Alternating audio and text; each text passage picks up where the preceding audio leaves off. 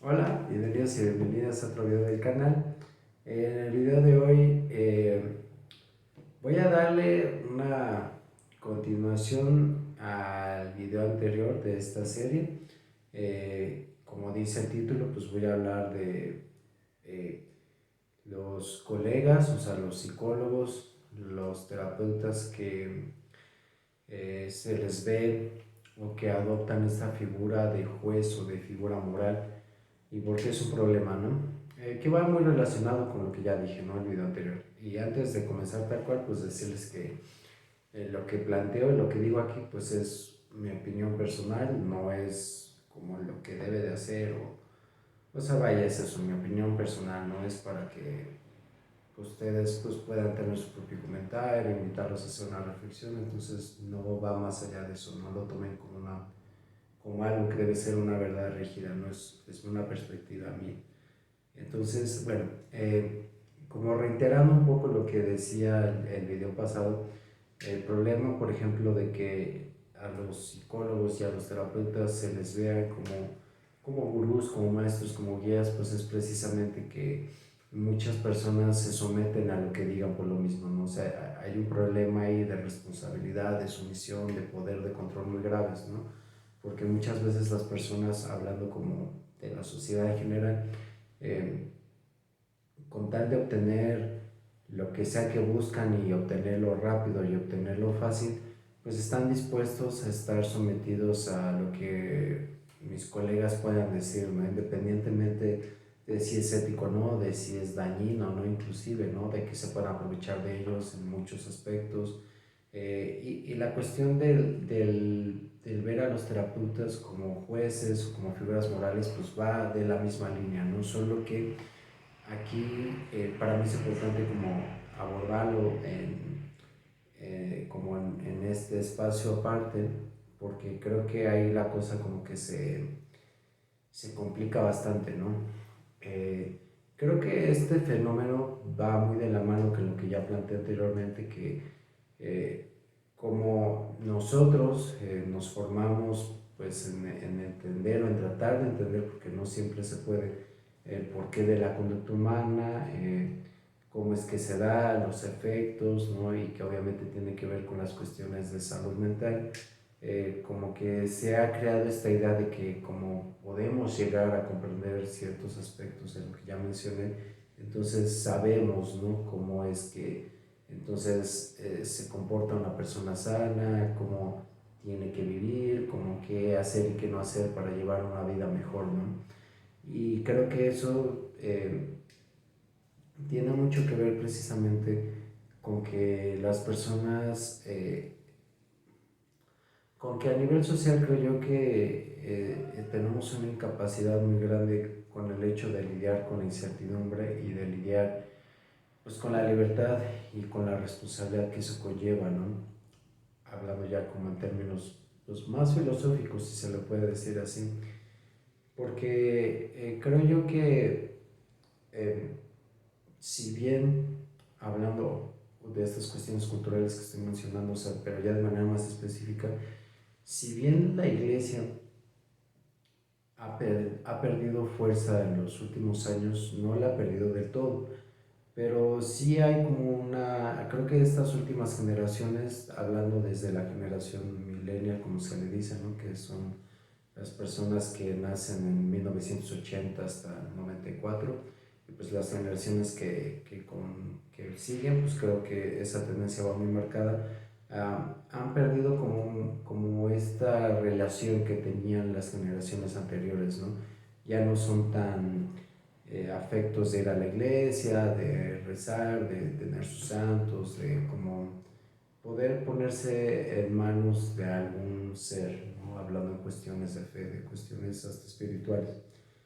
¿Por qué menciono esto? Porque creo yo que ante, ante ese distanciamiento con esta institución religiosa, la Iglesia Católica aquí en México, pues esa vacante ha quedado vacía y se ha llenado con muchos otros aspectos, ¿no? Que la astrología, eh, que los influencers, ¿no? Que creo que son como como un ejemplo muy claro de esto, y muchas otras actividades, puede ser el yoga, o sea, no estoy diciendo que esto está bien o mal, ¿no? Sino que estoy tratando de ir explicando como a dónde voy con todo este asunto, ¿no? Con el punto, o sea, no es un ejercicio de juzgar, sino es un ejercicio de reflexionar el por qué, ¿no? Hablando precisamente de los influencers, lo que voy a decir es muy obvio, pero vaya, si ustedes ponen en cualquier buscador de cualquier plataforma van a encontrar todo, o sea, van a encontrar de todo, ¿no? Si ustedes buscan en YouTube cómo cambiar un foco, van a encontrarlo. Si ponen cómo hacer un nudo de corbata, cómo rasurarse, o sea, cómo cambiarle las cuerdas a una guitarra, cómo instalar cierto juego, o sea, van a encontrar muchas cosas, ¿no? O sea, el Internet y las redes sociales han abierto posibilidades de obtener mucho conocimiento, ¿no? Pero también ha permitido que ese conocimiento pues adquiera un rostro, ¿no? Adquiera una figura a la cual se pueda ver, ¿no? Los libros, si bien también aportan muchísimo conocimiento, pues hasta cierto punto,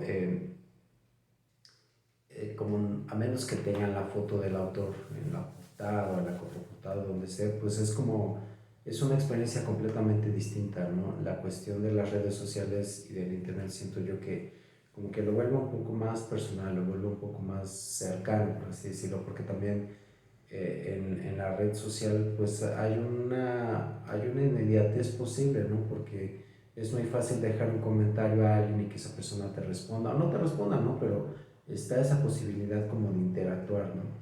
Y entonces a lo que quiero llegar con todo esto es que así como se pueden buscar cosas como muy triviales, muy burdas, de cambiar un foco, cambiar las cuerdas de una guitarra, de este, vaya, creo que hay personas que buscan cosas hasta chuscas, ¿no? De si mi carro hace este sonido es porque es esto, y entonces aparecen muchas opciones de búsqueda, ¿no? Muchos resultados.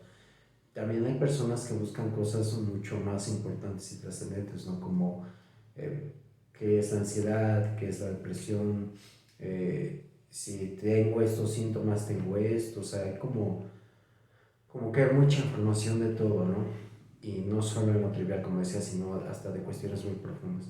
Y entonces, al poder ver que alguien habla de eso, que expone sobre eso y que además tiene un rostro, tiene, o sea, vemos que es alguien ahí, creo que es muy fácil como que esa persona se vuelva un ídolo, por así decirlo, ¿no? Y por eso empezaba hablando de esta cuestión de la religión, o sea, la religión eh, ha existido a lo largo del tiempo porque si hablamos de funciones ha cumplido varias funciones, ha cumplido la función de en una primera instancia de establecer un sistema legal, o sea, así es como fue naciendo la religión, gracias a la religión, a los 10 mandamientos, a toda esta concepción del pecado, la culpa, el cielo, el infierno, que obviamente ha ido evolucionando según los siglos, según los tiempos, pues ejerció ese primer funcionamiento, ¿no? Como regular que ciertos actos no sean cometidos y que no sean cometidos sin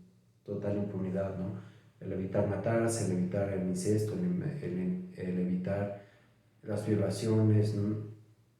Diferentes cosas que la represión ahí se haya ido al extremo, pues ya es otro cantar, pero vaya, esa es como una de las primeras funciones que ha tenido la cuestión religiosa, ¿no?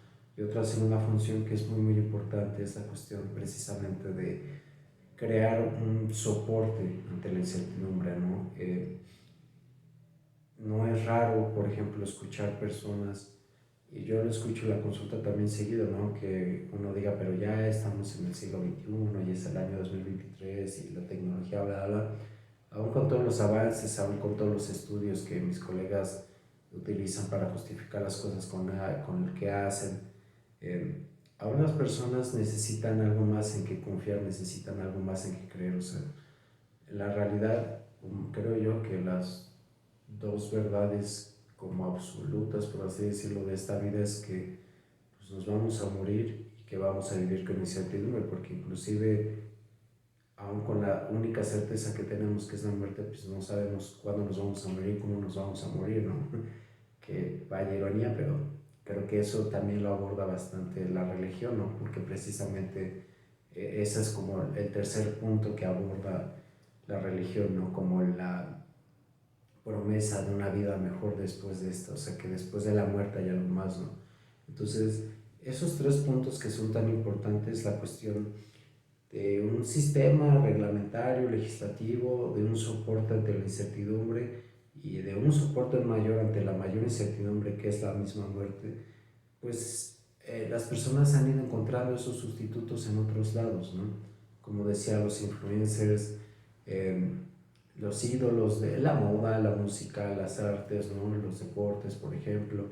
Pero en el caso de la psicología, creo yo que ha pasado un fenómeno muy peculiar que, como mencionaba, como nosotros al ser quienes sabemos eh, cómo vivir, y esto es entre comillas, y lo pongo, o sea, como que hago la aseveración entre comillas, porque en realidad no sabemos, la realidad es que nosotros como personas, como seres humanos, pues también estamos muy capados, hay muchas cosas que no sabemos, hay muchas cosas que no podemos y que también pues vamos avanzando al día a día como el resto de todos, ¿no? O sea, ni siquiera sabemos qué va a pasar en una hora, en 2 horas, al día siguiente, ya ni se digan un mes, años, ¿no? Y la realidad es que eso es algo que a todos nos toca, ¿no? Pero creo yo que la psicología, al tratar de volverse como una ciencia dura, como que ha tratado de poner muchas teorías que están comprobadas, validadas, aunque eso pues muchas veces tiene que ver con muchos sesgos de investigación, pero bueno, ese es otro tema. Creo yo que por eso muchas personas han depositado mucha de su fe en, en los psicólogos, ¿no? En los psicólogos en las redes sociales, que tiene que ver con lo que hablaba yo de que se les ve como, o se nos ve, porque a mí también muchas personas me han preguntado así como, ¿y qué hago? ¿Y ahora cómo ves toda esta situación? ¿Está bien o mal? Es como una constante, ¿no? Como que las personas llegan a consulta buscando que les digan qué hacer, que les validen si está bien o mal, o que los juzguen, ¿no? Hay quienes inclusive buscan que se les castigue, ¿no? Pero bueno, eso es otro tema.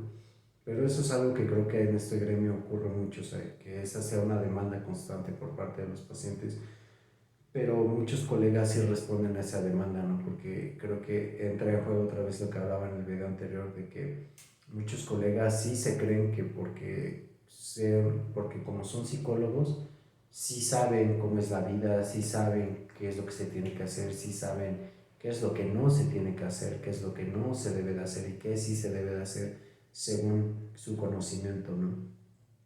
Y entonces desde ahí creo que la cuestión de ser una figura moral y ser un juez, a muchos les empata muy bien porque justamente les pegan el ego, o sea, y les pegan el sentido de que se los agranda bastante, ¿no? De que se vuelven pues muy ególatras, muy narcisistas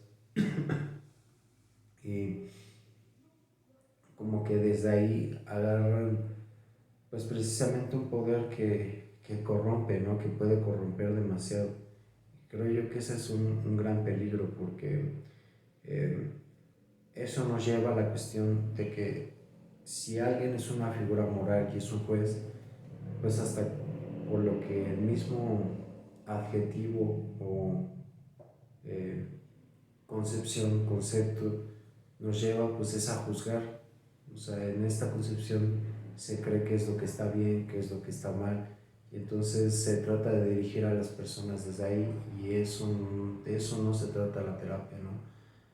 Por ejemplo, hay muchos colegas que tienen posturas muy duras y muy rígidas de cómo debe ser una pareja, ¿no? Hay muchos colegas que dicen, es que ustedes ya no parecen novios, parecen esposos, ¿no? O como, ay, no, es que las relaciones abiertas, no, o intenten las relaciones abiertas como a fuerza, o sea, como que intentan imponer su concepción de la pareja en las parejas que atienden, ¿no? O cuestiones familiares, ¿no? Como de, es que te tienes que llevar bien con tu mamá, es que te tienes que llevar bien con tu papá. Por ejemplo, ese es el problema, uno de los grandes problemas de constelaciones familiares, ¿no? Como, es que tienes que honrar a tu mamá y tienes que honrar a tu papá y los tienes que aceptar y tienes que ser humilde y como toda esta sarta de cosas que muchas veces no aplica, o sea, no están escuchando realmente la situación de las personas, están imponiendo, ¿no? Y desde esta figura de como yo sé, como yo soy la persona que sabe que está bien o mal, desde ahí impongo, ¿no?